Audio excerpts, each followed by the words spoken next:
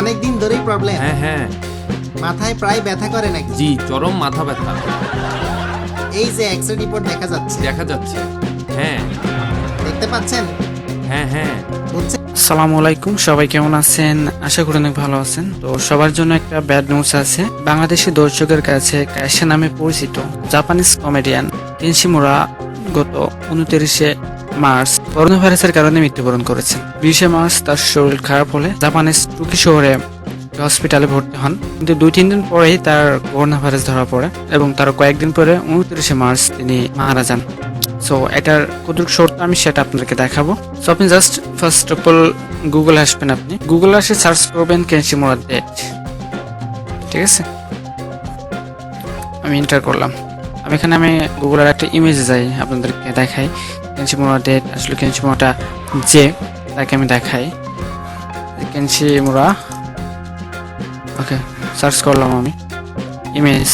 আপনারা তো এর বাংলাদেশে সবাই কাইশা নামে সবাই চিনেন, কিন্তু এর অরিজিনাল নাম হলো শিমুরা। ঠিক আছে, জাপানিজ একজন কমেডিয়ান। তো আপনি যখন শিমুরা ডেট লিখবেন তখন আপনি এখানে দেখতে পারবেন cases of date corona virus. তো ডেট অফ ডেট এখানে দেখতে পাচ্ছেন মার্চ মাসের 29 তারিখে 2020। আর কোথায় মৃত্যুবরণ করেছেন? জাপানের টোকিও শহরে। সো আপনি এখানে তার ডিটেলস দেখতে পাচ্ছেন। তিনি জন্মগ্রহণ করেছেন 20 ফেব্রুয়ারি 1950 সালে। তার বয়স 70 বছর। অ্যান্ড তিনি মারা যায় হলো মার্চ মাসের 29-এ 2020-এ টোকিওতে মারা যান, জাপান। সো এখানে আরেকটা ওয়েও দেখতে পাচ্ছেন আপনি, নিউজ 24 বাংলা নিউজ 24 এর ওয়েবসাইটে আছে, সেখানে একটি পোস্ট এখানে শেয়ার করছে। এই দেখেন এখানে ডিটেলস দেওয়া আছে।